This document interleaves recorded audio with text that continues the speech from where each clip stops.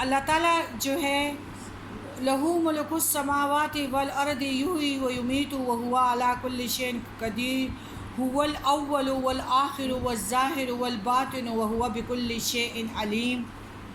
وہی اول ہے یعنی اس سے پہلے کچھ نہیں تھا، وہی آخر ہے اس کے بعد کوئی چیز نہیں ہوگی، وہی ظاہر ہے یعنی وہ سب پر غالب ہے، اس پر کوئی غالب نہیں، وہی باطن ہے، وہی یعنی باطن کے ساری باتوں کو صرف وہی جانتا ہے، یا لوگوں کی نظروں اور عقلوں سے مخفی ہے۔ نبی کریم صلی اللہ علیہ وآلہ وسلم نے فرمایا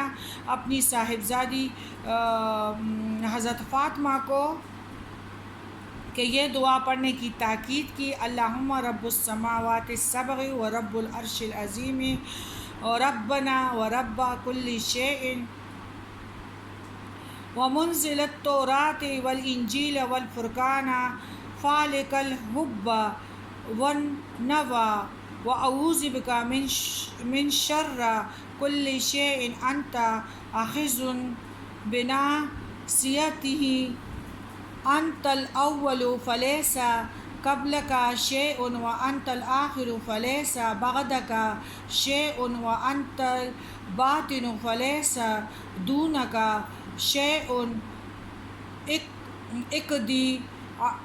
عنا الدین واغنینا من الفقر۔ صحیح مسلم حدیث 2713۔ ترجمہ: اے سات و آسمان کے رب، عرش عظیم کے رب، ہمارے ہر چیز کے رب، اے تورات کے رب، اے انجیل کے رب، اے قرآن کو نازل کرنے والے رب، دانے اور گٹھلی کو پاڑنے والے، میں ہر چیز کے شر سے تیری پناہ میں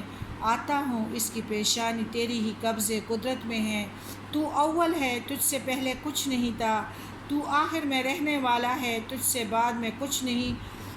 ہوگا، تو باطن ہے، تجھ سے ماروا کوئی چیز نہیں، اے ہمارے رب ہمارے قرضے اتار دے، ہمیں فقر سے نکال کر بے نیاز بنا دے۔ اس دعا میں جو ادائیگی قرض کے لیے مسنون ہے، اول و آخر و ظاہر و باطن ہے، یعنی اس سے دعا قبول ہوتی ہے۔ هو الاول سورہ حدید کی آخری، هو الاول والآخر والظاہر والباطن وهو بكل شیء علیم۔ علیم جاننے والا۔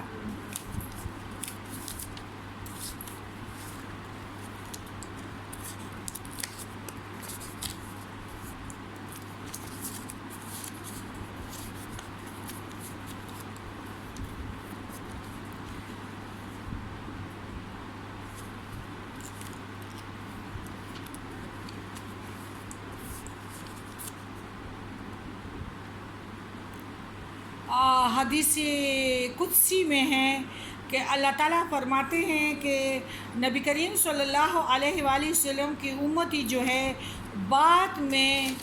نبی کریم صلی اللہ علیہ وسلم کے بعد مجھے بدعت سے اذیت دیں گے،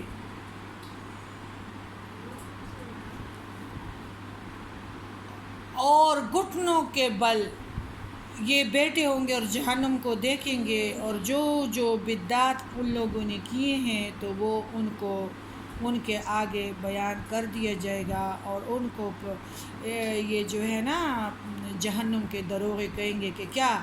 ڈرانے والا کوئی نہیں آیا تھا۔ بدعت اگر کسی کو بدعت سے منع کرو نا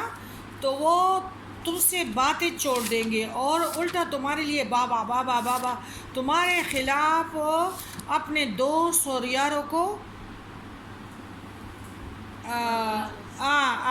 تمہارے خلاف دوستوں کو اکٹھا کریں گے کہ یہ کیا کہہ رہی ہے۔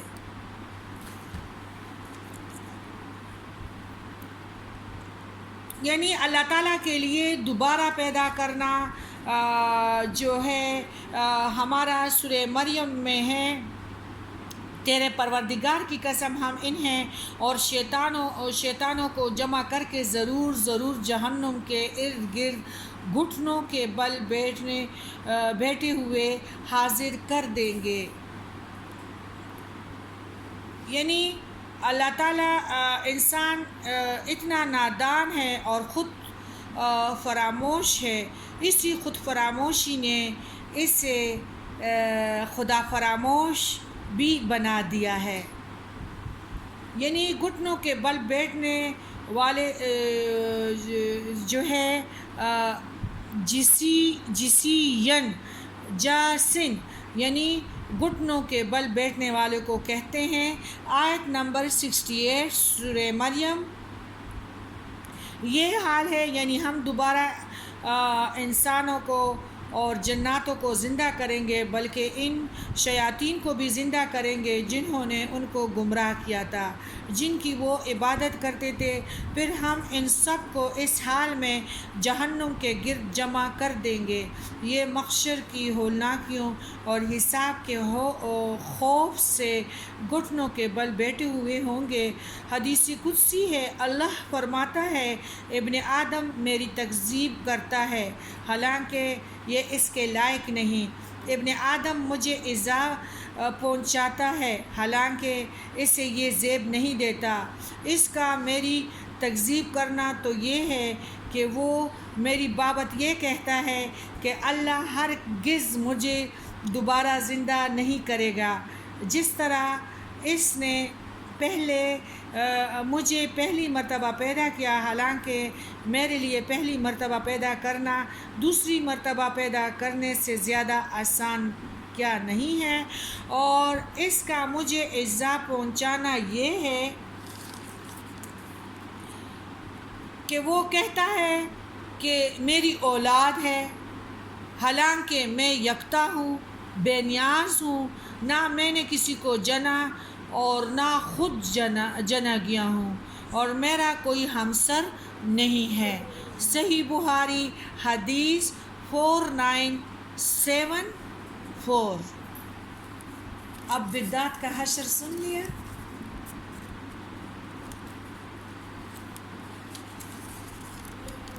اور لڑکی والے لاکھوں کی وہ کیا شادی حال اور روٹی دے، اور لڑکے والے جو ہیں تو وہ صرف چوارے بانٹیں گے۔ تو یہ دین میں ہے؟ میں اپنے بچوں کے ساتھ خدا کرے یہ ان کا دل ہو یا نہ ہو، میں گاڑی میں ہوں، میں کھانے کے مطلب جہاں بھی ہوں، لیکن میں ان کو یہ احادیث سناتی ہوں۔ تو میرا بڑا بیٹا کہتا ہے کہ آپ بی بی گل کو سمجھا دے گی کہ یہ فریج وغیرہ جو ہے یہ آ گئے، کیا بی بی گل بھی فریج اور ٹی وی لے گی؟ بچوں کے ساتھ آپ ڈسکس ضرور کریں کہ بدعت اور کفار اور عیسائی سارے ایک ہیں۔ بدعتی اگر اسلام میں ہے بھی اور بدعت کرتے ہیں، عید میلاد النبی، فوتگیاں، گٹھلیاں، سارے کام، قرآن پاک کے پاروں کو تقسیم کرنا، یہ جہنمی ہے۔ جب بچوں کو بتائیں گے تو ان کو پتہ چلے گا نا، سارے بدعت میں سے بالکل کلو پتہ نہیں کیا کیا ہے، 40واں بھی ہے اور برسی بھی ہے۔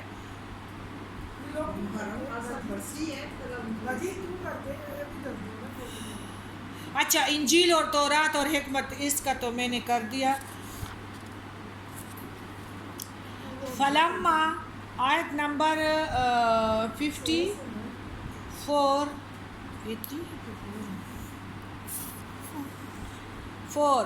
فلما احس عیسیٰ منہم الکفر قال من انصاری الی اللہ قال الحواریون نحن انصار اللہ آمنا باللہ واشہد بأننا مسلمون ربنا آمنا بما انزلت واتبعنا واتبعنا الرسول فاکتبنا مع الشاہدین ومکر اللہ واللہ خیر الماکرین۔ جب حضرت عیسیٰ نے ان کا کفر معلوم کر لیا تو کہنے لگے اللہ کی راہ میں میری مدد کرنے والا کوئی ہے؟ حواریوں نے، حواری سفید کو کہتے ہیں، جس طرح حوریں سفید ہوگی ان کے لیے سفید، حور کا مطلب ہے سفید، زیادہ سفید، تو یہ دھوبی کو کہتے ہیں عربی میں۔ تو یعنی حواریوں نے جواب دیا ہم اللہ کی راہ کے مددگار ہیں، ہم اللہ پر ایمان لائے ہیں، اور نبی کریم صلی اللہ علیہ وآلہ وسلم نے فرمایا کہ میں اللہ تعالیٰ نے قرآن پاک کو زبان عطا نہیں کی ہیں، جو قرآن پاک کو سنے اور اس کو دوسروں تک پہنچائے تو وہ بھی ساری رات کے 1000 نفلوں سے بہتر ہے، جگراتی سے بہتر ہے۔ تو حواریوں نے جواب دیا ہم اللہ کے راہ کے مددگار ہیں، ہم اللہ پر ایمان لائے اور آپ گواہ رہیے کہ ہم تابعدار ہیں۔ اے ہمارے پالنے والے اللہ، ہم تیری اتاری ہوئی وحی پر ایمان لائے اور ہم نے تیرے رسول کی مان لی، پس تو ہمیں گواہوں میں لکھ لے۔ اور کافروں نے مکر کیا اور اللہ سب دعو کرنے والوں سے پھر بہتر ہے۔ صحیح بات ہے۔ حضرت عیسیٰ علیہ السلام اور ان کی ضد جو ہٹ درہمی کو دیکھ لیا کہ اپنی گمراہی اور کجروی اور کفر اور انکار سے یہ لوگ ہٹتے ہی نہیں ہیں، تو فرمانے لگے یعنی کہ اس طرح کہ میرا کوئی ہے اللہ کی طرف پہنچنے کے لیے میری تابعداری کرے، اور اس کا یہ مطلب بھی لیا گیا ہے کہ اللہ کے ساتھ میرا مددگار بنے، تو یہ سب سے بہتر ہے۔ اور یہی حواری تھے کہ ان لوگوں نے یعنی دھوبی تھے نا، کپڑے دھونے والے، اور سفیدی کو کہتے ہیں، اور پہلے جو لوگ تھے نا وہ سفید کپڑے کو زیادہ پسند کرتے تھے۔ جیسے کہ بخاری مسلم کے حدیث میں ہے کہ جنگ خندق کے موقع پر رسول اللہ صلی اللہ علیہ وآلہ وسلم نے فرمایا کوئی جو سینہ سپر ہو جائے تو اس آواز کو سنتے ہی حضرت زبیر تیار ہو گئے، اور آپ نے دوبارہ یہی فرمایا، پھر بھی حضرت زبیر ہی نے قدم اٹھایا۔ بس حضور علیہ السلام نے فرمایا ہر نبی کے حواری ہوتے ہیں اور میرا حواری زبیر رضی اللہ تعالیٰ عنہ ہے۔ پھر اس طرح ہوا کہ ان لوگوں نے جو عیسیٰ علیہ السلام کے لیے کذابوں نے یعنی بادشاہ نے یہ سزا مقرر کیا کہ اس کو پھانسی ہی ہم دیں گے۔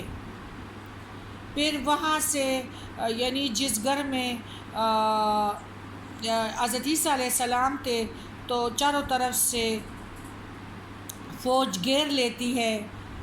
ناکہ بندی کر کے گھر میں گھستی ہے، لیکن اللہ آپ کو ان مکاروں کے ہاتھ سے صاف بچا لیتا ہے، اور اس گھر کے روزن یعنی روشن دان سے حضرت عیسیٰ علیہ السلام کو آسمان کی طرف اٹھا لیتا ہے، اور آپ کی شباہت یعنی ایک اور شخص پہ ڈال دی جاتی ہے جو اسی گھر میں تھا۔ یہ لوگ رات کے اندھیرے میں اس کو عیسیٰ علیہ السلام سمجھ لیتے ہیں اور گرفتار کر کے لے جاتے ہیں، سخت توہین بھی کرتے ہیں، سر پر کانٹوں کا تاج بھی رکھ کر اسے صلیب پر چڑھا دیتے ہیں۔ یہی ان کے ساتھ اللہ کا مکر تھا کہ وہ تو اپنے نزدیک یہ سمجھتے رہے کہ ہم نے اللہ کے نبی کو پھانسی پر لٹکا دیا۔ اللہ نے اپنے نبی کو تو نجات دے دی تھی، اس بدبختی اور بدنیتی کا ثمر انہیں یہ ملا کہ ان کے دل ہمیشہ کے لیے سخت ہو گئے اور باطل پر اڑ گئے اور دنیا میں ذلیل اور خوار، آخر دنیا تک اس کی ذلت میں ڈوبے رہے۔ یہ جو عیسائی تھے ان پر یہودیوں کا غلبہ نہیں تھا، کیونکہ یہودیوں کا خاتمہ پیارے نبی کریم صلی اللہ علیہ وآلہ وسلم جب مدینہ میں آ گئے تو آپ کو پتہ ہے کہ بنو نذیر کے قلعے تھے، حضرت جو لوہار تھے ان کی مارکیٹ تھی، وہ بڑے پہلوان قسم کے لوگ تھے، ان کا تو خاتمہ چند دنوں میں ہو گیا۔ بنی نذیر کے بھی باغ کاٹے گئے، کھجوریں کاٹی گئی اور ان پہ ایسا اعصابی دباؤ اللہ نے ڈال دیا کہ ان لوگوں نے بھی قلعہ بند ہو کے مطلب کچھ مدت چاہی کہ ہم باغات کو چھوڑتے ہیں اور مدینہ سے جاتے ہیں۔ اب جب خندق کا موقع تھا تو پھر اس میں نبی کریم صلی اللہ علیہ وآلہ وسلم ایسا تھا کہ مطلب خندق جب کھدوائی جا رہی تھی تو اس میں ایک اس طرح کا پتھر تھا کہ وہ بالکل مسلمانوں سے وہ ایک ضرب بھی نہیں کھا رہی تھی۔ نبی کریم صلی اللہ علیہ وآلہ وسلم کو بلایا گیا، جب نبی کریم صلی اللہ علیہ وسلم نے اس پہ ضرب لگایا تو وہ جو تھا ریزہ ہو گیا۔ پھر نبی کریم صلی اللہ علیہ وسلم کے پیٹ پہ پتھر باندھے گئے تھے۔ صحابی نے جب اس کو دیکھا تو پھر اس نے اپنی بیوی کو سارا ماجرا سنایا۔ پھر کیا ہوا کہ وہ بیوی اس کو کہتی ہیں کہ ہم تو غریب ہیں اور بات یہ ہے کہ پیارے نبی کو ذرا چپکے سے کہنا، انشاءاللہ ہم اس کو کھلا دیں گے۔ وہ بہت کم جو ہے ایک بوٹی گوشت ہنڈی میں ڈال دیتی ہیں اور آٹا، اور پھر پیارے نبی کو بلاتے ہیں۔ پیارے نبی کریم صلی اللہ علیہ وسلم جب آتے ہیں تو وہ خود کہتے ہیں کہ تندور پہ روٹیاں میں لگاؤں گا، بس تم تقسیم کرتے جاؤ۔ سارے جو ہمارے بہادر تھے مجاہد، وہ ساروں نے، بلکہ ان لوگوں نے ہمسایوں تک بیچ دی، اور نبی کریم صلی اللہ علیہ وسلم نے فرمایا کہ ہنڈی کو یعنی شوربے کو میں تقسیم کروں گا، تو ان لوگوں نے بھی کھا لیا اور اس نے ہمسایوں کو بھی دے دیا۔ بات یہ ہے کہ اللہ تعالیٰ جب ہمیں رزق دیتا ہے نا تو وہ سخاوت کی وجہ سے دیتا ہے۔ پھر اس میں ہمارا ہے کہ غزوہ خندق کی جنگ جب جیت گئے نا تو نبی کریم صلی اللہ علیہ وسلم غسل کے لیے اپنے گھر آ گئے، تو اس میں جبرائیل علیہ السلام آتے ہیں کہ آپ نے تو تلوار رکھ لی لیکن ابھی فرشتوں نے تلواروں کو نہیں رکھا ہے، ابھی بنو قریظ کی طرف جاؤ۔ یہودی تھے نا، مسلمانوں کے بہت سخت دشمن تھے، تو ابھی فرشتوں نے ابھی مطلب جو ہے اپنے تیر اور کمان، جبرائیل علیہ السلام آتے ہیں کہ تم تو غسل کر رہے ہو، آپ تو غسل کر رہے ہیں، لیکن بات یہ ہے کہ اللہ کا حکم ہے کہ بنو قریظ کی طرف جاؤ۔ بنو قریظ کی طرف پھر جب نبی کریم صلی اللہ علیہ وسلم نے اعلان کر دیا، یعنی مسلمانوں کو زخم بھی لگے تھے، سینوں پہ بھی تیر لگے تھے، ہاتھ بھی لوگوں کے کٹ گئے تھے۔ یہ تو نہیں تھا کہ شراب اور کباب، جس طرح ہمارے آرمی کے لیے سب کچھ، کیک بھی بنتے ہیں سیاچین میں بھی، اور شراب اور کباب اور سب کچھ ہوتا ہے، یہ تو نہیں تھا نا، کچھ نہیں ملتا تھا خوراک کے لیے اور جنگیں لڑتے تھے، تو بہت برا حشر تھا، پاؤں سے چلکے بھی اتر گئے تھے مسلمانوں کے۔ لیکن ہمارے حضرت زبیر رضی اللہ تعالیٰ عنہ سب سے پہلے آگے ہو گئے، اور اسی طرح ہمارے حضرت علی بن ابی طالب رضی اللہ تعالیٰ عنہ اور حضرت زبیر بن عوام رضی اللہ تعالیٰ عنہ نے بہت خوشدلی سے جو ہے پیش قدمی کی، اور حضرت علی نے گرج کر یہ اعلان کیا کہ ایمان کے فوجیوں، خدا کی قسم اب میں بھی یا تو وہی چکوں چکوں گا جو حمزہ رضی اللہ تعالیٰ عنہ نے چکایا تھا، اور اسی گرجدار وہ اعصابی ان پہ دباؤ تھا یہ کریزہ کے یہودیوں پہ کہ وہ لوگ خود ہی قلعوں میں بند ہو گئے، اور ان لوگوں نے کہا کہ نبی کریم صلی اللہ علیہ وآلہ وسلم کہ ہم اپنے آپ کو حوالہ کرتے ہیں، اور جو ہمارے لیے وہ فیصلہ کرے تو ہم اس کے لیے تیار ہیں۔ اس طرح بنی قریظ کی جو تاج جائیداد ہے اور وہ سب کچھ تو وہ مسلمانوں کے ہاتھ میں آ گیا۔ بنو نذیر کا جو یعنی جنگ احزاب کا ایک بڑا مجرم جو تھا وہ بھی یعنی اپنے مقام کو پہنچ گیا، اس کو بھی قتل کر دیا گیا، اور مسلمانوں نے یہودیوں سے یعنی جائیدادیں اور قلعے لے لیے۔